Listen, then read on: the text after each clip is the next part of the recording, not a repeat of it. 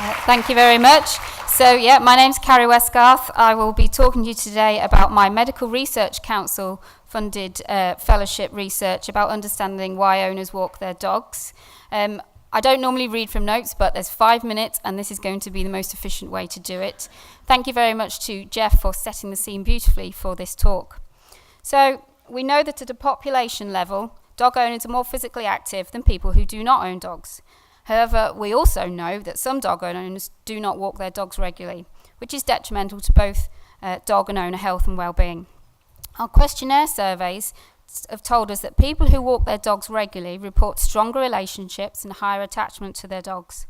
However, we do not understand how or why this happens, or what comes first, the walking or the relationship. The purpose of this study was to investigate what is going on with the dog-owner relationship and dog walking, and how we might motivate people to walk their dogs more.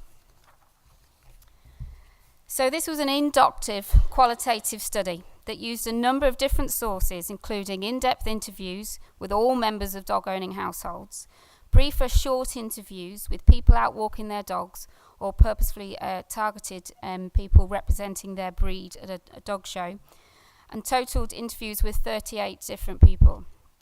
It was also supplemented by autoethnography over a 2-year period of me keeping a dog walking diary of my experiences walking my dogs.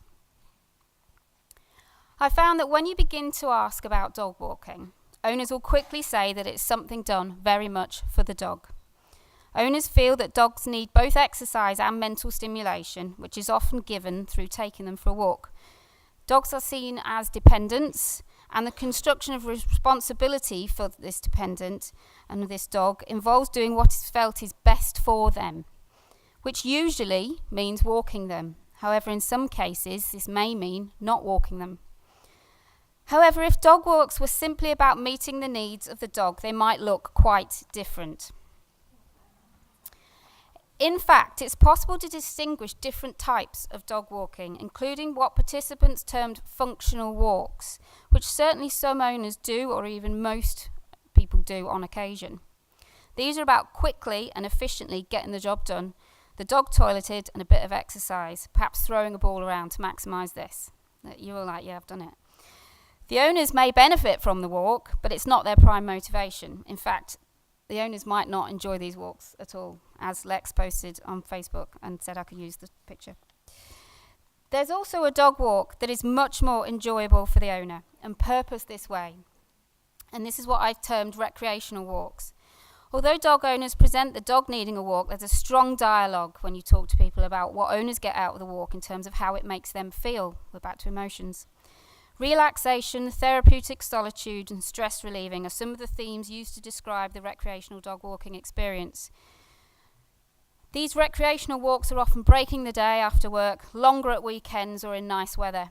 Owners told me I walk my dog because it makes me happy. However, it is clear that the owner's happiness during dog walking is very much contingent on the belief that the dog is enjoying the walk. Anything that's a threat to this perception, such as owning a lazy dog, having an old dog, or a dog that you experience behaviour problems with, will reduce the motivation for walking, because it is perceived as not best for that dog, or the dog is perceived to not want or need to go for the walk. It also became apparent that although there were common perceptions and beliefs around dog walking, there's a constant negotiation between the needs of that particular dog and owner at that point in time. Participants have lives to live and constantly negotiate and justify the needs of their dog based on their own needs and capacity to give at that time in order to reach a point of compromise which they're okay with. So rather than pick on my participants, here's an example my own from a situation where I justified that my dogs were okay and didn't desperately need a walk that day because they were old, small, seemed happy, rather than I was too busy doing other things. I did actually take them out, by the way, in the end. In summary, we have identified possible points for future interventions to increase dog walking, perhaps based on promoting how dog walking may increase the owner's happiness, rather than this typical focus on the canine need for exercise and the physical health benefits for the dog, which isn't what owners are getting out of the experience. Perhaps we can also think about ways to increase the perception of dog happiness and demand for walking.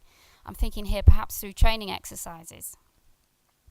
However, this has shown that behaviour change is unlikely without addressing needs and perceptions of the owner about themselves and the dog on an individual and ongoing basis. A simple one-size-fits-all educational campaign is unlikely to work. And it's worth remembering that nobody told me I didn't know dogs needed walking. Many thanks to my collaborators and the MRC for funding my fellowship, and you can follow the studies of this project on Facebook at the Dog Walking Project.